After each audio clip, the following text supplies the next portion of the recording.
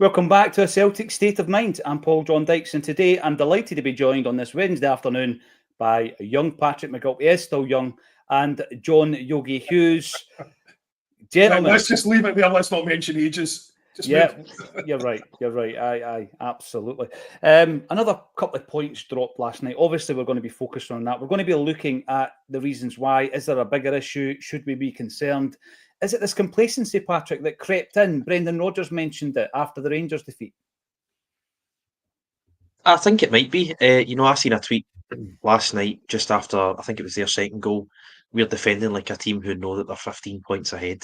Yeah. And it is the first thought that springs to mind, really, isn't it? Because, I think we've all accepted that we're going to win the league. I think a lot of Rangers fans and even Aberdeen fans accepted that maybe a few weeks ago, maybe even a few months ago. So there's not a great deal of worry about the league in a lot of Celtic fans' minds, and that must creep into the players' minds. They say they only take it a game at a time. They say they don't look at the papers or the league table or anything like that, but they all know they're 15 points ahead, and with 16 with an extra game played. What is it? 15 games to go now. I think we've played 23, so 15 to go. I don't think we're going to lose the league. That last night was disappointing, and I think it has played into the mindset of the players. But I don't think you can put it all down to mindset. A good few players, and I'm sure we'll come on to talk about it, had a real off night. Mm-hmm. And I don't know why I keep going back to it, but I keep going back to the Leipzig game of a few months ago and the difference. And I think the Derby game on the 2nd of January as well made me think this, how you can go from the Aberdeen semi and Leipzig in the space of a week thinking we could get top 8 here with the luck of the draw that we've had in the Champions League.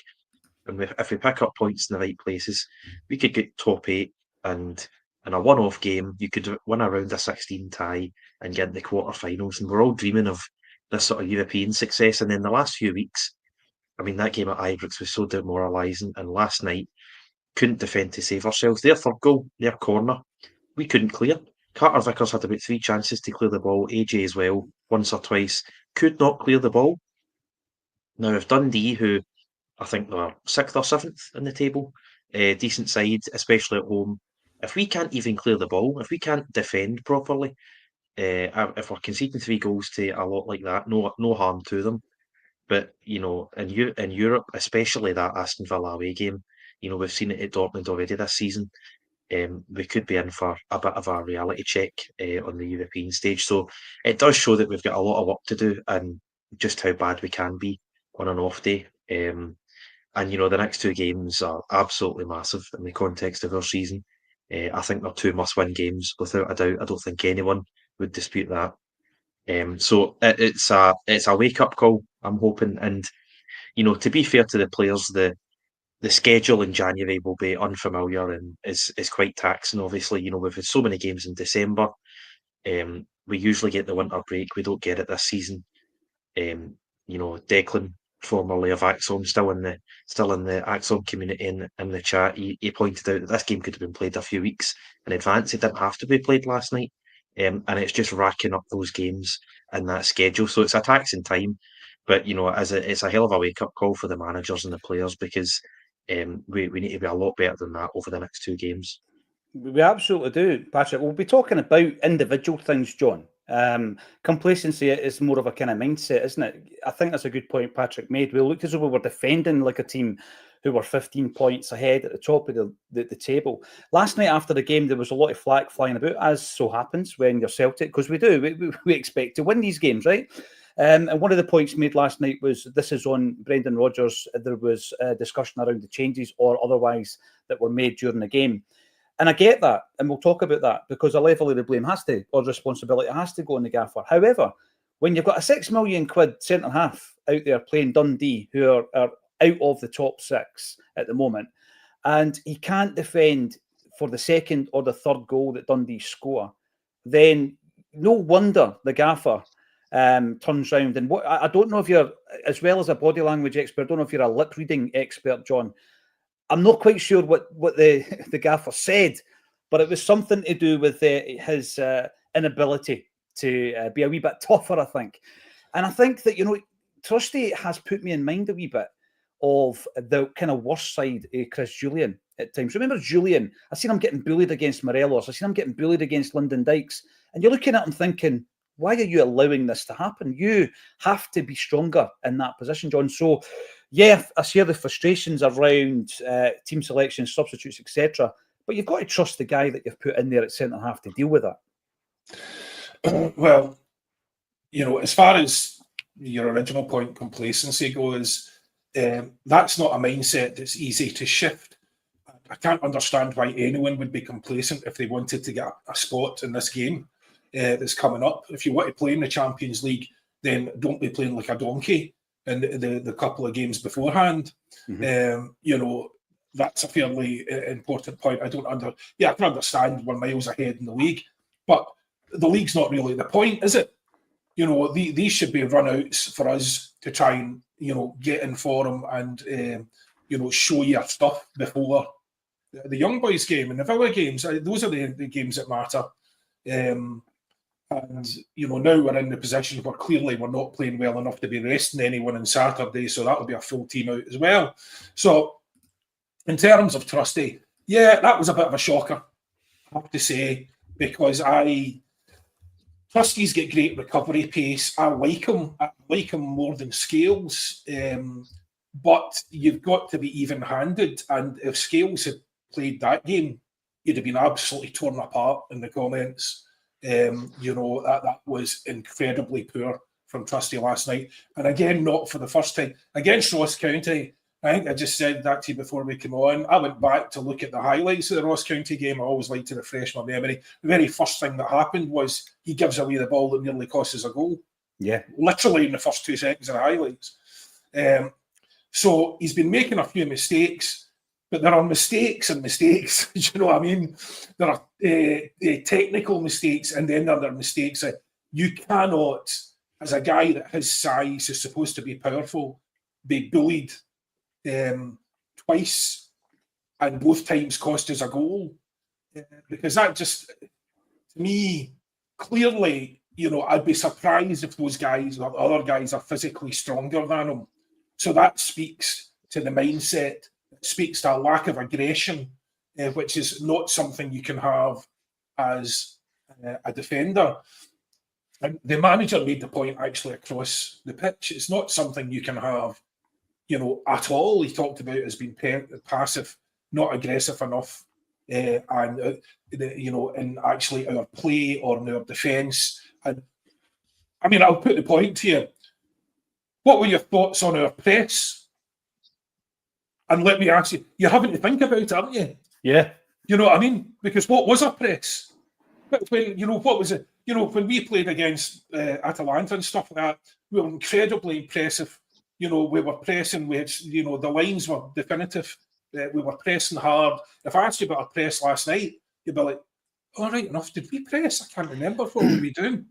And it was, we are weak across the pitch. And look, for all the context, for all the people who are going to try and take this out of context, yes, I've been saying for ages we're going to win the league. I'm the person who's been saying before the season that Rangers aren't a threat to us. Right? I've been repeating that constantly. I'm saying our future is in Europe. I don't believe, that, we have any threats domestically anymore other than in the occasional cup game, because we cannot be matched through a season. I think those days are now past us. So my concern has been from the start of the season, before the season started, Europe, because I believe that's where our future lies. But you cannot... and I've been arguing with people on my Twitter this morning, essentially, we'll be all right against Young Boys, because we'll just turn up and play better. Will we? How's that going to happen? It's not a light switch, is it? No, are you saying we didn't decide? So the 2 games against Rangers in that game last night, it was a decision not to play better. What do you mean we're just going to turn up and play better? It's a different occasion and all the rest of it. That is a different occasion. And the guys will be inspired and all the rest of it. You can't just suddenly start playing better. Maybe put more effort in. But that, again, that shouldn't be an issue at this stage. We still need, that effort should be there. We've got 2 incredibly important games coming up. And what, are you saying they're not putting in the effort?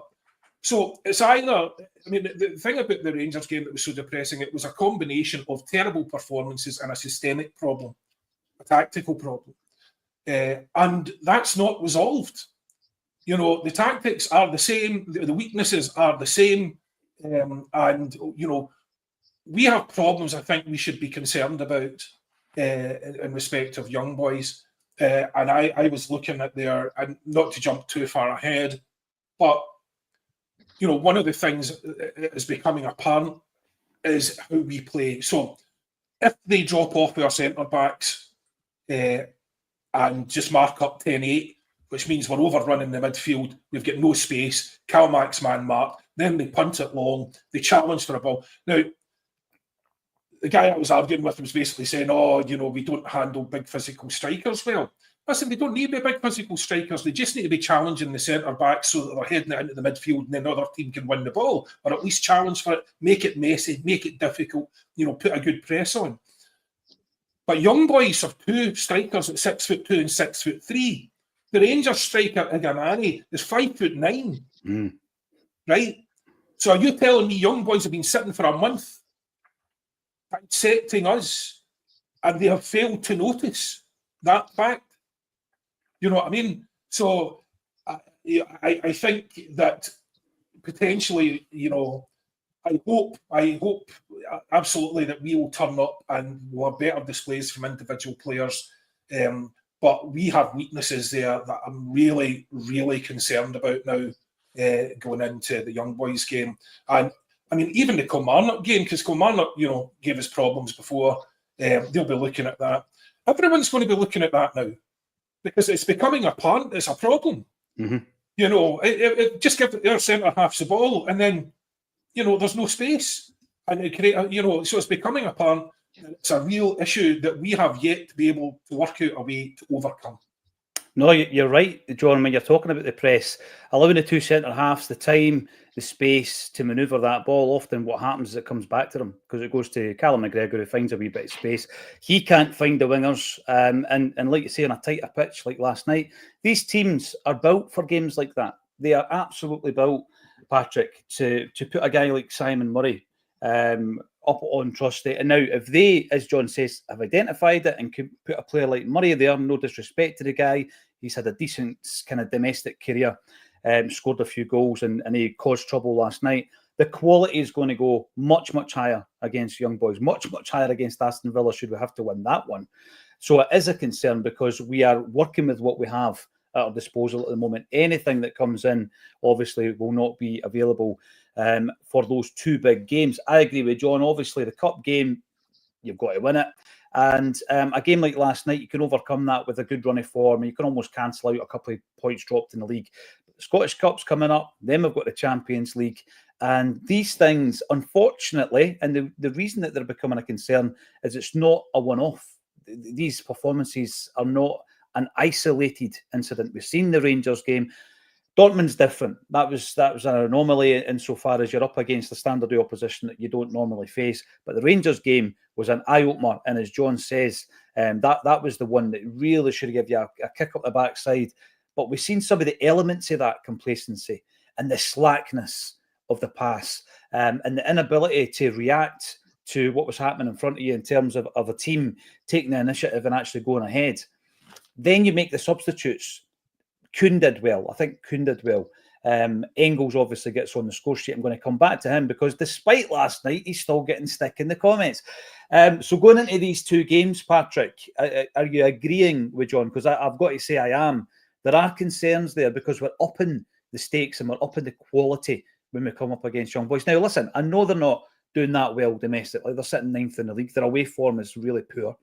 But again, we go into the game against Bruges at home thinking that the occasion, the home advantage, the crowd, the atmosphere, the energy would be enough, and it wasn't. You know, we can't have a repeat of that against young boys, can we? No, absolutely not. We need to almost sort of lay down a marker against Kilmarnock to say, look, we're fit and five in here. We're up for this. You know, this is a cup competition, but at the same time, it's a warm up to a big Champions League night. You know, we're at home for both games. I think we're definitely a better squad and have better managers than both these teams. So, I mean, in that respect, there's no sort of I don't know what you want to call it, some sort of institutional disadvantage. We should win both these games. It's just about the momentum, and luckily it has been these away games where we're struggling. I go back to even Aberdeen. The weather was a bit of a factor there. High winds, a lot of rain that night, but we got over the line. Bit of a suspect performance. If you go back to the cup final, sort of out the blue, we're conceding 3 goals. We got over the line. You then go to Ibrox. It's a total disaster. We're conceding 3 goals again. Ross County the weekend, I thought we played really well. Unlucky with the penalty, I think. Just a good cross and a bad decision from Alistair Johnson. But again, we're used to clean sheets this season, and we're not getting them, especially on the road. And then last night, obviously, second half, just a total collapse. Their first equaliser was quite good, but we need to be doing a hell of a lot better than that, especially in the second half. And I think Engels is coming on to a real game. I think that the last couple of weeks, certainly since Christmas, he's been, he's got a few man of the match awards. I think he's been a fantastic asset to us. Nice to have a consistent penalty taker. I think that's one thing we have lacked going back, 4 or 5 years. I want to say probably since Edward, actually. A real consistent penalty taker who can put the ball in the net. And people say, well, he only scores penalties. Well, we seem to be getting a few of them, and I don't think anyone can have any complaints about that decision last night. That was a clear handball. And the guy, he's only 21. He's only signed 6 months ago, moved to a new country. Says he doesn't feel pressure, and it would appear he doesn't feel pressure because he scored 6, 7 penalties now. So it's not all bad. It is a bit of a wake up call. I hope it's a bit of a wake up call going into these 2 games. I think John said last week, these games that are coming up, it's totally season defining. If we lose either of these games, it's our especially the young boys game. It's a real change in the way that we view this entire season. If you go on to win the treble and get into this playoff round of the Champions League, you can, regardless of performance, regardless of the wobble we had, say, at Christmas time in this period, you can tick it off as a really, really great season. We've made some serious progress in Europe, another treble under our belt, but to not win these games would be a bit of a disaster. I think I'm in John's camp. I think the league is safe, but I'm sounding a bit negative here. I want to sort of track back in myself. I think they will win both these games, and we're odds-on favourites to do so. We're at home. We've got every advantage going. But last night, it's just one of these performances that really does make you doubt yourself, because you're looking at guys like Trusty, even Carter Vickers for that third goal, failing to clear the ball for the corner.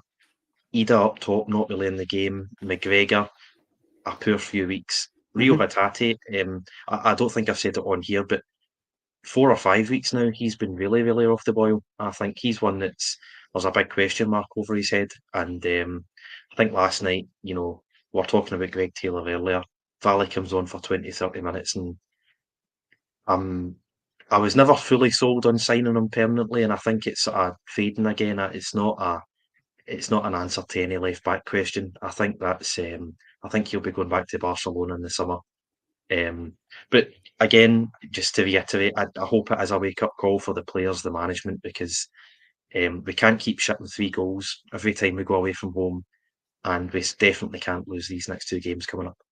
No. Can I just say in there, I was keeping an eye on Hatate last night because I've been so disappointed by him, and people were saying to me, even when I was talking about the young boys game coming up, oh no, we'll have the full team back out, so that'll be the difference. I said, what do you mean by the full team? Apart from Yang and Kuhn, who came on at the end, apart from Yang, what do you mean by the full team? Because McCowan is there on merit, and he's there on merit because Hatate has been having an absolute mare. And I watched him last night, and I think the only reason he's not getting more criticism is because he's making passes that almost come off. He's making passes where everyone can see. He's not blittering the ball and over the byline, but he's making passes where you can see what he's trying to do. But when you take a second to look at them, They're not on. The passes are not on. You know, he's abdicating responsibility. He's trying to make passes to guys who are just not on. You know, there's defenders in between. There's defender behind. You know, the passes just aren't there, and he's just making them anyway. So it's just essentially they're hospital passes for the most part, or they're never going to make it. But it's going to look good that you made that effort because everyone can see that. But you know, I don't know. I've really Hatate. I'm sort of losing respect for him because you know you've got to stand up and take responsibility. You know, if there's not a pass there, fair enough. But just don't be doing that and trying to lay the blame on other people because he didn't reach it or whatever. Because you know, there's some sort of you can see space, but there's no way the man's ever going to get to it. So you put it into space and you blame the man that can't get to it. I think it's just you know it's not a good attitude for me at all. And as I say, I think it's abdicating responsibility. I think he's been really poor, and the only reason, you know, as I say, it makes the other guys look bad, which deflects from how poor he actually has been. So, you know, I think we've got a real problem with Hatate, and I think he's not a serious selection for midfield going into important games at the moment. You know this, John. I haven't spoken to people who played the game because I'm always trying to get their thoughts on things like this. I always get a sense that that type of behaviour, you know, the dangerous ball, and not so much on Hatate's character, but throwing up the arms or putting it as if to say you should have gone there, is the worst thing you can do to your fellow pro, because you're basically in front of a live TV audience these days saying, you're the guy that's made the mistake or not made the run, or you're on a different wavelength to me because I'm a superior footballer and I saw the space and you didn't. And I think Hatate's fallen into that kind of category. I have no idea what's happened to him. He looks like a shadow of his former self. Yeah. And I'm going to link it in, John, to some of the comments that are coming in on Arne Engels, because why are we focusing so much on Engels, who is contributing? He is scoring, albeit from the penalty spot, and I'll come back to that. And for me, he's playing a much bigger, more decisive part in this side at the moment than Rio, and also than Bernardo, who doesn't seem to get much in the way of criticism. He's off the boil as well, Patrick. Arne Engels isn't, yet all the focus seems to be on Engels' performances. Yeah, it's a tricky one. I think the price tag affects a lot of people, not just Celtic fans, but you know, people in the media and on the telly. You know, is he justifying his price tag? And I think it's wrong to look at it that way. You know, he maybe had a few inconsistent games, and I think it might have been Zagreb. I thought he looked a bit hopeless. He was going in for tackles, he was never going to win, and he was sort of almost a yard or two off the pace. But certainly since the sort of League Cup Christmas time towards the middle to the end of December, I think he's been brilliant. I think he's been by far our best midfielder, if not our best player. The last few weeks, I mean, just thinking back, Kyogo against, I think it was St Mirren on the 29th of December, he puts in an absolutely fantastic ball, right on a plate for Kyogo. He puts in the second cross for Kyogo's header. You see them sort of laughing and joking. I don't know if they've got some sort of relationship off the park, but they've certainly got a good connection on it, because he's finding Kyogo all the time. Obviously, you know, in a wider position last night and at Ross County, but Kyogo does well for the second goal. And looking ahead to these fixtures, I'm not sure exactly when Maeda is going to be back, but looking at that pressing, I'd like to think we're going to, you know, John's mentioned it earlier. I imagine we're going to be pressing Kilmarnock and Young Boys, you know, a sort of usual pressing game. And without Maeda, you're going to have Kyogo and Kuhn in that side. Engels again can contribute to that. He does a hell of a lot of running. I think he's an absolute athlete, an absolute engine in that midfield. Bernardo, I think, was quite unlucky. You know, I don't think he started many games recently. He started last night. I think he quite easily could have scored a goal or two. He hits the bar with that header. I'm sure he had a shot. I can't quite recall at the moment, but I thought he scored with that header. It was very, very unlucky. I'm sort of kicking myself. I didn't think that we should have signed Bernardo. And ever since we've signed him, he's been absolutely brilliant. Just tremendous at carrying the ball up the pitch. He done it for that famous goal in the cup final back in May. And he was absolutely phenomenal in the first few months of the season. obviously hasn't hit the heights. You can't expect him to be on form all throughout the season. But with the performance last night, you're sort of scratching your head as to which midfield starts. Mhm.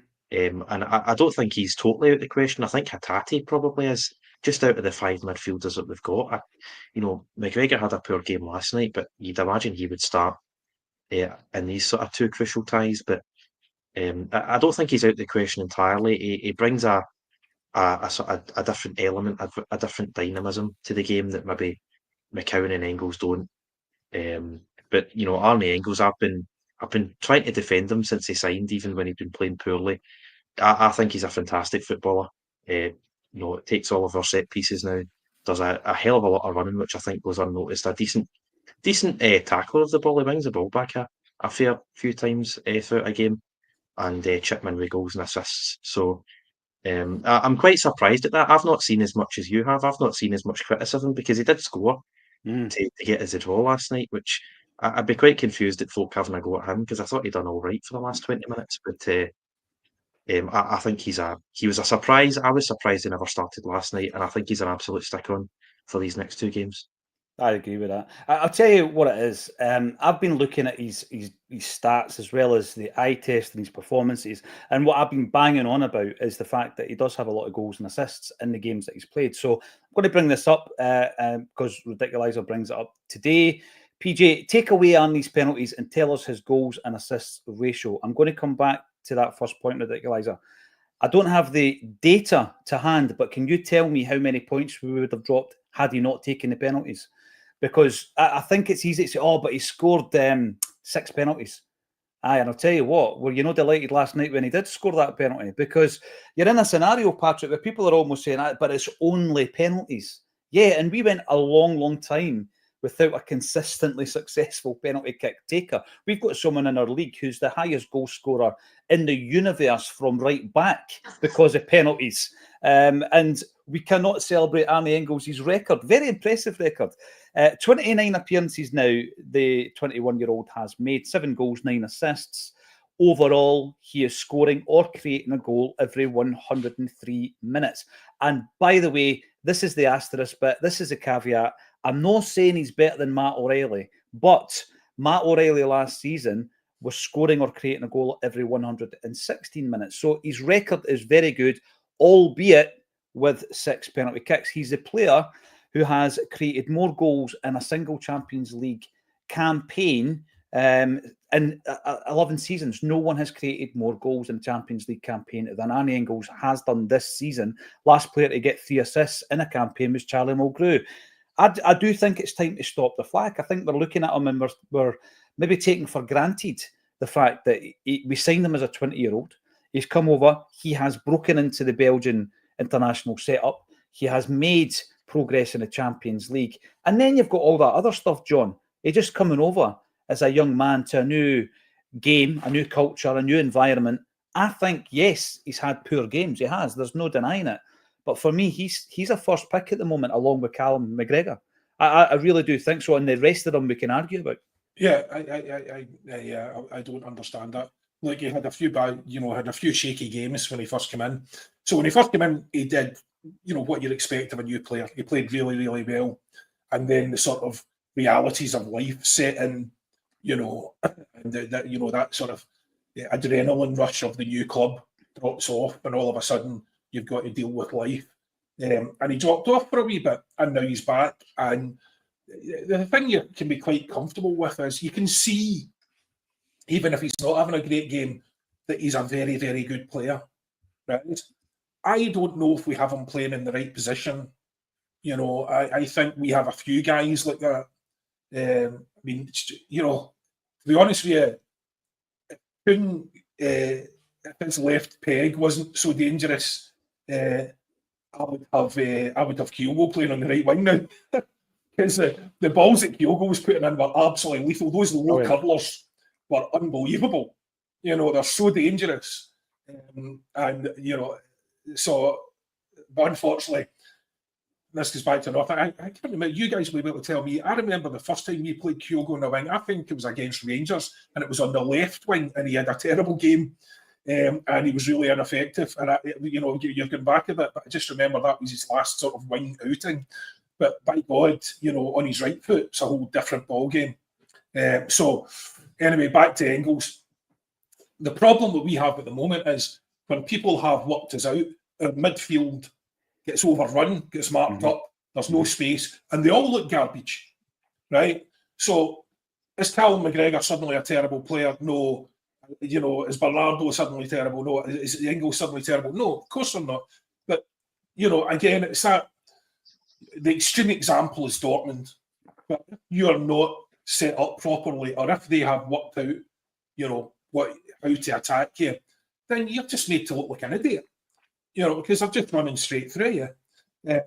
Not the case last night that we were overrun with quality, but we were pressed aggressively. And you can see it every time it's about to happen. We're compressed into these wee triangles. Then we're trying to flick it to each other in these wee triangles. And we're about to lose the ball, and that's exactly what happens. So I think our midfield has the problems we have in our midfield are more systemic, and I think we are currently looking at being sort of constantly outnumbered in that midfield, and the better the players that are doing it, the more difficult it is to overcome it. Now, Dundee don't have particularly great players, and we sort of managed to pull ourselves back into it last night. But, it's that same problem. Our midfield is made to look weak. They're made to look as if they're not aggressive enough. They're made to look a bit cowardly, because they're not getting into things. But the ball's passing them by in a lot of occasions, or they're just getting harassed so that they're losing the ball. I'd be interested in what Engels' stats are for turnovers, because he's quite secure on the ball at the moment. Now, when he was playing badly, he wasn't, and that was apparent. So, I think we have a number of issues there, but I think nearly all of them are tactical. I don't think, and as I said this last week, I don't think it is good enough at this point just to be shuffling the deck chairs. I'm not going to say shuffling the deck chairs on the Titanic, right? Because that's a massive over-exaggeration. But we are just shuffling around. You're putting players in, but you're putting them into exactly the same system. So what are they supposed to do? I think Bernardo is trying to do an awful lot, and again was made to look foolish. He's covering a lot of ground, so he missed a couple of good chances, which is unfortunate. But again, he's losing a lot of ground in the mid. But they're not individually. He got himself in position for those chances. And if you remember, he's hardly, the guy that you're looking to create stuff. Because if you remember, the first season it was a joke that Joe Hart had played more forward passes than he had. He wouldn't pass the ball forward. And then that changed from the Rangers game, where he suddenly found his shooting boots, and he seemed to find his confidence, and then that started to change. But it's still not his natural inclination. So he does carry the ball well, and he carries the ball forward well, but he's not the man for the killer pass. That's why we need McCowan, and obviously Calmack's supposed to be there to shore it up. But when you're constantly being overrun in the midfield, when there's no space, as I say, you can be made to look very foolish, and I think we should be looking at tactical tweaks and not just moving players. No, you're right. And when you're shifting the deck chairs, I think that's why we're talking about transfers and reinforcements and bringing in a freshness, Patrick, because when Brendan Rodgers came to the football club, he was talking about adding a bit of aggression and speed. I remember him talking about that, and John's mentioned that word aggression a couple of times. That was lacking last night. That was lacking in the approach of Austin Trusty. Even Carter Vickers, like you say, for conceding the corner. We need a wee bit of aggression. I see no aggressive running, for example, by Yang at a fullback. I don't see the aggression in two of the players who we brought to the football club to add physicality, and that's Trusty and Ida. Ida has to be aggressive in his pursuit of that cross, that he's just not strong enough in the first half. We didn't build on the fact that we took an early lead, Patrick. And sometimes I think that's an issue as well. Ida wasn't aggressive enough in his pursuit of that cross. Bernardo, I thought he got a bit of half time for that header. Yeah, it could have gone in. You know, it wasn't a particularly bad miss. It was a decent enough effort. But we should have had a couple of goals of a cushion come half time. That word aggression, though, keeps coming back up. Is that an issue with the likes of Trusty and Ida? And if it's an issue, is it something that you can implement in the game? Is it something that you're absolutely able to analyse and say to Trusty, you need to be harder. You cannot be out-muscled like that. Because, you know, Schmeichel, Trusty, Engels and Ida were meant to bring a bit of physicality to this side. I'm not really seeing it with half of them. No, it was typified for me. Maybe not at the very end of the game, but just after they'd made it 3-3, or just before not 3-3, just before and just after their third goal. You've got Simon Murray, because it's not working in the midfield, as John just spoke about. You've got these balls coming over the top, and you've got Trusty and Simon Murray fighting out for a header, and I think he must have lost every header. I'm pretty sure he's taller than Simon Murray, and Simon Murray, fair enough, he's a physical striker, but I doubt he's the strongest in the world. Trusty needs to be winning that at least the majority of the time, if not every single time. You know, you've seen the partnership with Starfelt and Carter Vickers. Starfelt would go up for the headers, and either the ball would come back to Carter Vickers, or we'd win a header and we could start an attack, win the second ball, start an attack. Even with Scales, it's probably one of the better parts of Scales' game. Atalanta, every single ball he was first to the header, every single one, and that was a big part of why we kept a clean sheet that night. So, you know, we had the backs to the wall. Simon Murray was tussling with Trusty at the halfway line, so it's a bit different. But he needs to be more physical, as you say. He needs to be winning those battles in the air. In terms of Ida, I think it's a system issue. A bit like what John's saying about, you know, what we're putting, you know, it's player for player. We're not actually changing the way that we're playing. There's been a lot of talk about Kyogo the last few weeks with Atalanta United. There's stuff in Twitter about Ren today, possibly targeting him, stuff about his age. I think it's a system thing, because I'm looking at Ida and I'm thinking what he brings to the team, and maybe we're just not getting the striker involved enough in how we play. You know, Kyogo now has 12 goals. I was actually surprised to find out last night he does get 8, because I'm struggling to remember them. I thought he was very quiet and has been quiet for weeks. And, you know, maybe the 9 million, we maybe paid a bit too much. But, you know, he's got 8 goals. He's a backup striker, officially or technically. So, you know, he's having a decent season. But both of those players are probably not in the game as much as us fans would like to see them. So there maybe needs to be a bit of tinkering there. You know, we've got goal scoring midfielders, we've got goal scoring wingers. Neither of the strikers take penalties or free kicks, so there is a bit of a caveat, but it is a bit of a system question now. And as you say, he should be getting to the near post, getting that ball first, and trying to get a shot away, or just even trying to get a touch. Sorry, John, you look desperate to interrupt me here. No, it's just I'd been talking to my friend the other day, and you know, I'm stealing Alan Morrison's homework here, and he'd just been talking about how the only place you really want to see Ida is in the box, and that's the one place he never is. If you look at his heat map from the game the other day, you know, it was from the halfway line, there was 3 spots up to the edge of the 18-yard box and nothing in the 18-yard box. Whereas Kyogo, you know, who was on the wing, was basically in the box the whole time or on the wing.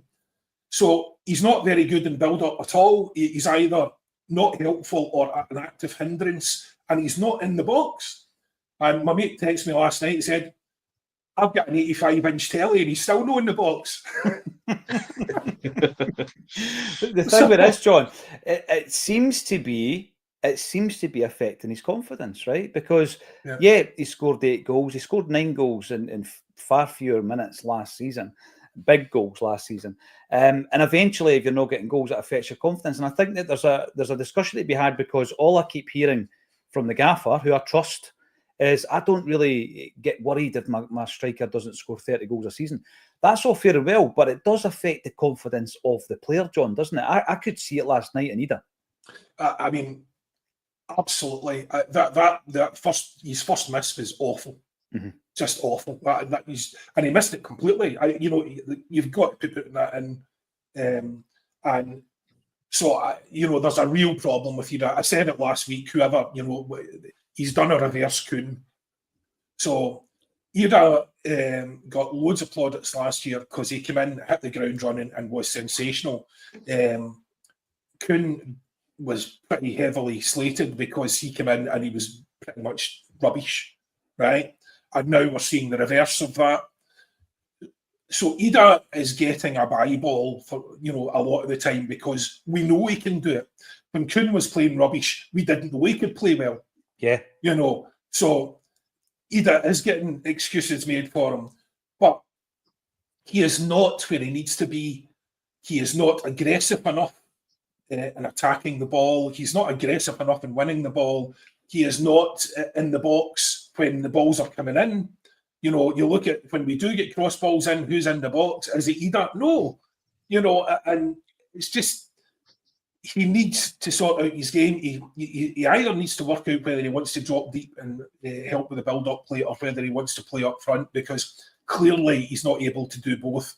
Because if your heat map as you know, the number 9 is you're not in the box, you're not in and around the penalty area, then you're doing something wrong.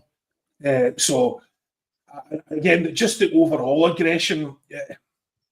Look, I hate the sort of idea that, because it usually is systemic and it usually is, you know, technical issues, but you can't get away from the fact that we look soft. We don't look as if we're getting in for 50-50s. We don't look as if anyone's scared of getting clattered. You know what I mean? You know, back in the day when you put your foot in and let them know you're there. I'm not suggesting that we play like a bunch of hammer throwers, but you also can't play like, you know, as if, you know, you're just so soft and get nothing to worry about from you. You need to let them know you're there. You know, and whether that's the striker getting battered into the defenders or vice versa, you know, you've got to show some aggression. And, you know, I mean, I just think, you know, the guys, I mean, harking back to my old man's day, the aggression they showed there, the competitiveness, I mean, they literally couldn't tolerate losing at anything. They're the kind of people who you couldn't have around at Christmas. Because, you know, if you tried to play a board game, it'd be getting flipped over and people would be getting screamed at and families would be getting split up and, you know, there'd be a ruck. But they were so competitive, those guys. And even, I remember they had a card game on the bus down to Seamill and Jockstein had to stop it because there was that much money owed. You know, because nobody would quit. People were in serious debt. Nobody would quit. But anyway, I digress. But it's just level of competitiveness. Yeah. You know, you've got to be tough. You know, and it's not just mentally tough; it's physically tough. And the thing is, you know, aggressive players like your man Murray, that's his bread and butter, right? So what he will be able to do, and I think we've all been in situations you can do that. You can smell weakness. You can sense the weakness, and you can sense you've got the guy on toast. And after you've hit him a few times, you know, or turned him a few times, or, you know, put him in the back foot a few times, then you're not scared of him anymore, and he is running scared. You know, and we look as if we're on the back foot far too much. When teams dirty up the game, and I just mean make it ragged in midfield, when they're competing for second balls, when they're going long and making the centre halves head out into the midfield and we're competing for second balls, when it's not nice, slow build-up, when we get time to pick our passes and all the rest of it, we can't compete. We don't look as if we can compete, you know, and that seems to be what they're trying to do. They're trying to dirty up the game. They're trying to make it difficult. They're trying to press the midfield, compress the space, make aggressive tackles, go through us, rattle us. They're trying to rattle us. And the one problem is we look as if we can be rattled. Yes. You know, so other teams can sense that weakness. And, you know, it's just, look, yeah, I think it's, again, it's not just individual players. But the one thing I would say is, it starts like a plague from individual players. Because when one guy bottles it, or one guy gets aggressively turned and misses an easy challenge, or when one guy keeps losing the ball, it starts to infect the rest of the team. Then the rest of the team start panicking, and, you know, you're picking the wrong options, and you're just trying to get rid of the ball, and you're trying to, again, abdicate responsibility. You know, it's like a wildfire. It just goes through the side in terms of indecision and lack of confidence. So it's not necessarily the fault of one person, but it can start from one person to infect everyone else. And this is the thing, John, that concerns me a wee bit. I think the most aggressive player we've got, Alistair Johnson. That's what I reckon. And you need that type of player. See, John, when we do win the headers, and it's a second ball you're looking at, and it's dropping, in the deep midfield area, where's the aggression there to win that second ball? When the ball's crossed into Ida, I want him to go through everything. Land in the net, take the goalie with you, make sure you get on the end of that ball. It's almost like he flicked his foot out and just kind of brought it back in. Yeah. We need to see far more aggression. And you're right, we can be rattled. That concerns me a wee bit, Patrick. The fact that we look a bit spooked at times, and there's periods of the game. Brendan Rodgers spoke about a game running away from you. If you don't recover from that very, very quickly, the game does run away from you, and it happened at Ibrox. Why should that be the case? We're a team of winners. We have got this over the line time and time and time again. That's the biggest surprise for me. It's not like we're a new team who have never gone through successes together and we've been cobbled together. The real nucleus of this side has been together for some time now. Is that a concern for you? The fact that we can be rattled so easily? Yeah, and I think a lack of physicality does play into that as well. A lack of being able to put the foot in the ball. I think pretty much since Wanyama left, we've all been at certain times of the season thinking we need a Wanyama type player here to put in a few tackles, like John was saying, just get a bit of control of the game, put your foot in the ball. I think that's what we were missing, probably before Ange in Europe. But I felt anyway, we were never really able to dominate and control a game in Europe. And the last 4 seasons, to everyone at the club's credit, we've made strides in Europe, and I like to think that we're continually improving and looking better in performances and results. And to be fair, in the league, you do have times, especially last season, where you score late goals. You're under the cosh. You think, Ida scored, I think, half of them last season. So very, very late, very important winning goals. This season, the last month or two, I think we have had a few shocks. Maybe there's a bit of tiredness, maybe it's complacency. But you're conceding 1 or 2 goals.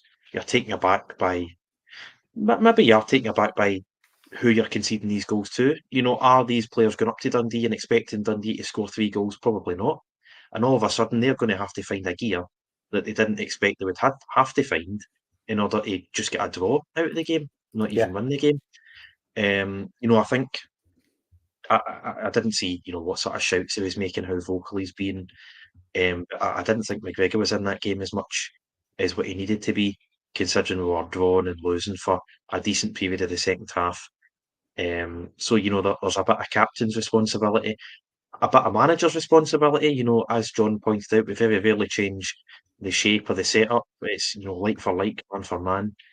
The formation and the tactics stay the same.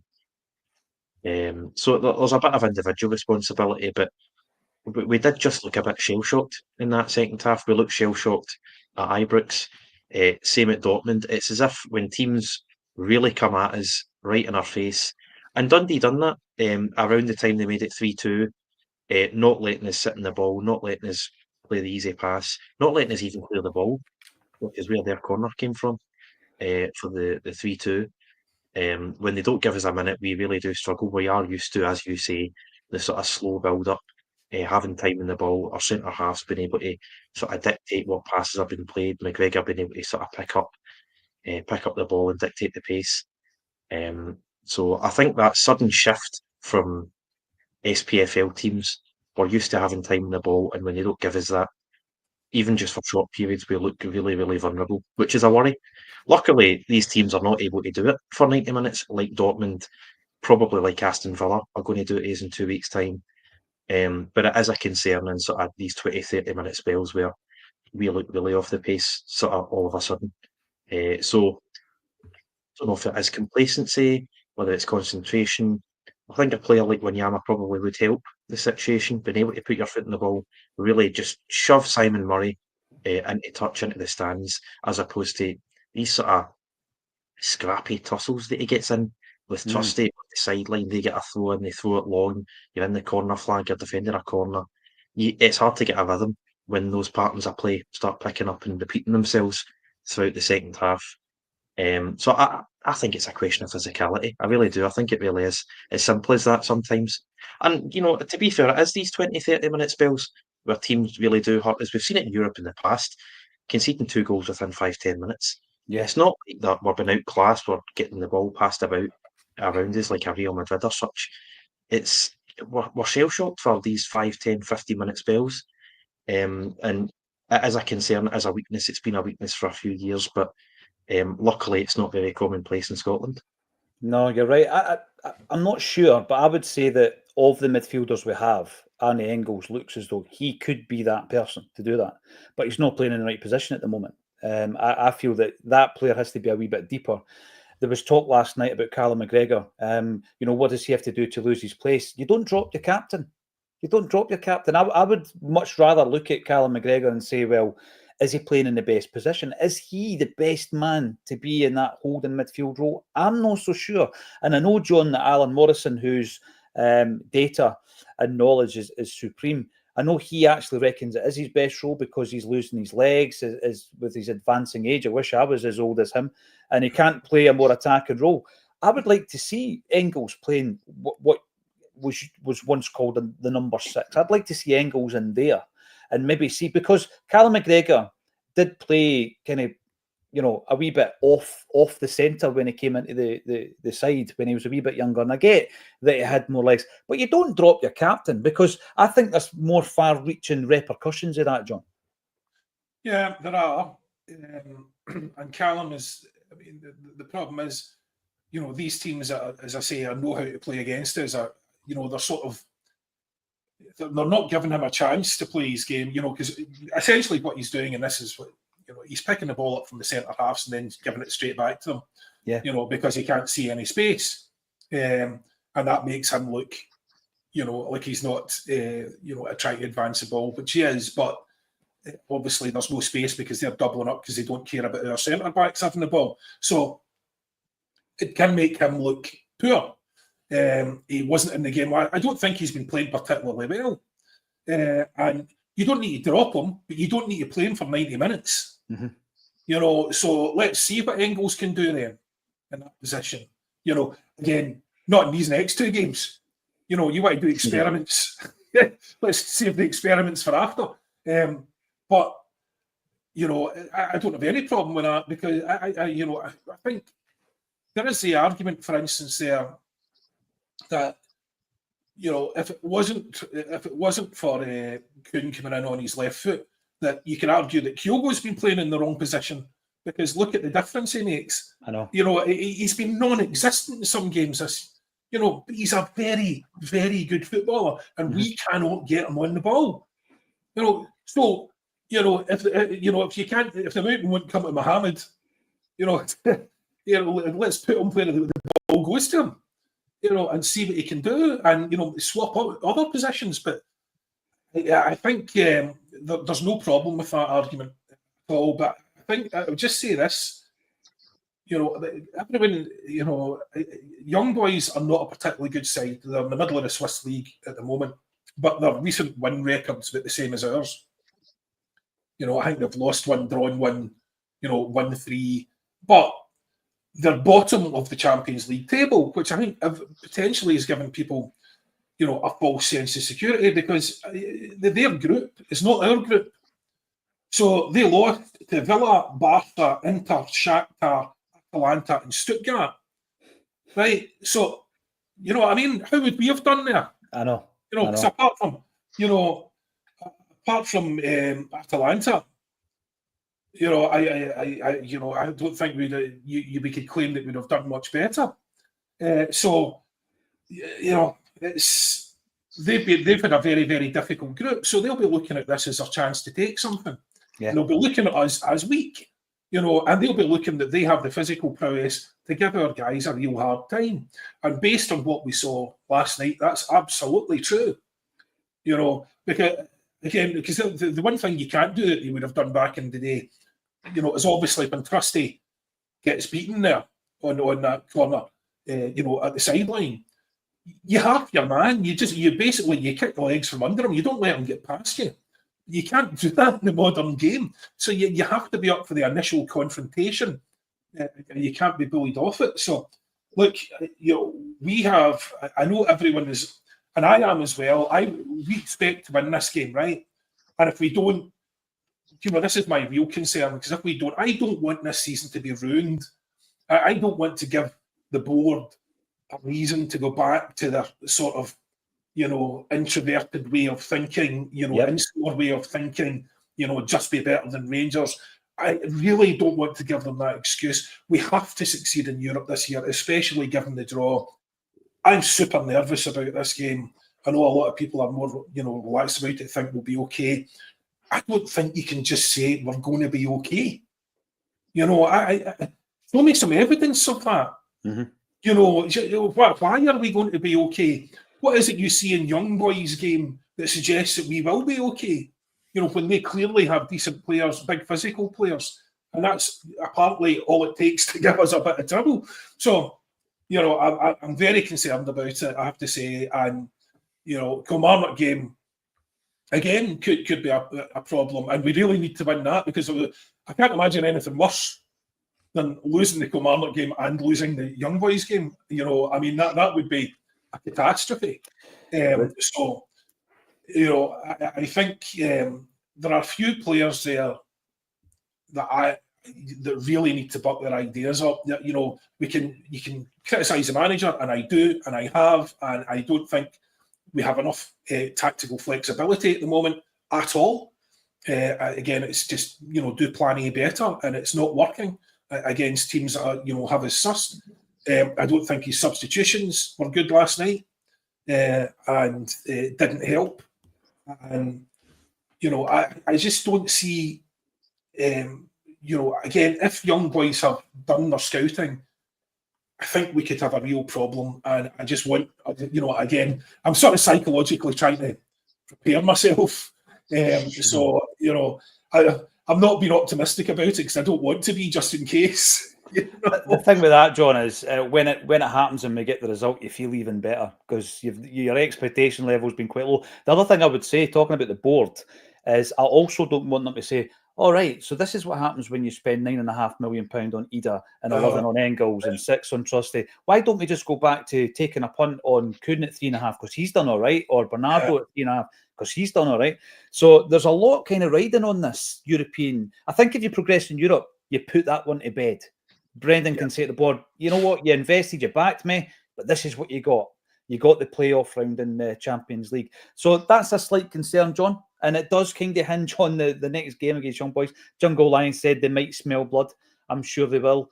Rob Lilly, I'm going to bring this in for a bit of positivity. Plenty to look forward to. Some fresh faces to bolster the league and cup. Then, fingers crossed, the holy grail of European knockout ties in the Champions League. Rob, thanks for coming in like a shining light. A bastion of positivity to come in and say, oh, you know what? Depart the dark clouds of John. Yes, I know. The sun is shining through the dark clouds. Thank you very much for that, Rob. A wee reminder, John Hartson and Big John, who knew how to play football for Celtic in the latter stages of Europe, will be with us 2 weeks tomorrow at Gracie's. Tickets, as always, with Big John are going steadily. So if you want to come and join us at the end of the month, first gig of the year, the ticket link is underneath the video. One last thing, John. I promised I would talk about it because you and I might not see eye on this. I was looking at Yang last night. Nothing against the lad. Bless him, as Brendan might say. He scores a goal last night. He gets a penalty at the weekend. I get all that. But I was looking at him thinking to myself, right, just how good or bad or indifferent is Yang? So here we go, right? All about goals and contributions for a winger. I'm sure you'll agree they're an offensive player. You can add defensive duties into their game. But Yang, it takes him 332 minutes to score or create a goal on a Celtic jersey. Palmer, it takes him 98 and a half. A lot of the good stuff was done in his first 6 months. Mikey Johnson, there's the Clarkson, Paddy. There's the Mikey Johnson Clarkson, 152.6. And the question is Yang a downgrade on Mikey Johnston? John? Yeah. Well, to be fair, I don't think Yang's any great shakes, but I also don't think he's helped by his fullback. So if you take what was happening on the right-hand side last night, it was just Kyogo and AJ overlap, and occasionally getting a good ball through, when Kyogo was making space. But they were working like a machine together, and it was going really, really well. And that was the contrast on the other side was really marked. I have down in my notes 7 minutes. Greg Taylor overlapped him in 7 minutes and put a very good cross in, and the header just didn't go anywhere. But I then have in my notes later on in the game, Taylor never overlaps. What he's constantly doing is cutting inside to the midfield, and he leaves Yang out there on his own. So is Yang a good enough player to be beating people on an individual basis, just on a one-to-one basis, and he's not in any particular great amount of space? He's probably not really good enough to do that on a consistent basis, which is why he looks as if he's not. Maybe he's not the best player. I really just I don't think Greg Taylor helps him at all. Greg Taylor plays a different kind of game from AJ. They aren't linking up effectively. Greg Taylor's always going inside to play the midfield. I mean, the ball that Greg Taylor played to McCowan was played from a central midfield position. Yeah. Do you know what I mean? So Greg Taylor's got good reason to want to cut in, but it doesn't help Yang because he's isolated, he's out there, and it's not that easy to beat guys in a narrow pitch in limited space. It's just not that easy, because even with pace, there isn't enough space. You've got to put the ball past him and run onto it, and there isn't a lot of space to do that. So, maybe he's not the best winger in the world. I don't think he is particularly very good, but I also just don't think he's helped by Greg Taylor. Kyogo looked like a sensational winger last night, and I think that was primarily because of how he played with AJ. It would be great to be able to find, in the absence of Maeda, of course, because if Maeda comes back, he goes in, but to find a way of playing Kunan Kyogo, and with Kyogo not being your focal point up top. I would like to see either playing through this troublesome patch. We know that he had a really good performance last season against Kilmarnock, one of his best games in the Celtic jersey. I hope we stick with him and he comes through it, because I'm not ready to write him off just yet. That's well over an hour. We didn't really rant, John. We done all right. We didn't really have a rant. Can I just add one last thing? Big Ida was responsible for one of my favourite moments of last year. So I was on holiday in Turkey when he played Kilmarnock. He absolutely ran the show. The 5-1 or something, he absolutely ran the show. So, I want nothing more than for him to find his feet again and be absolutely smashing them in. He's capable of being a tremendous player, and we really need to see that tremendous player back again very quickly.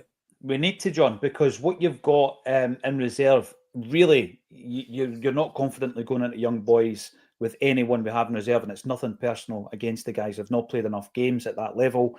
Ida has, and as you say, a great advert for starting them against Kilmarnock this weekend was that performance. Thanks everybody for getting involved. That was a cracker. It was 1,700 strong on the live stream. We're all across all the different platforms. If you haven't done so already, go and subscribe to our YouTube channel. Loads more to come. I'm away to Glasgow to record this week's edition of This Is Acsom. I will reveal tomorrow who the special guest is. All that's left for me to say is thank you once again, Patrick McGilp and John Hughes, for joining me on A Celtic State of Mind. Hail, hail.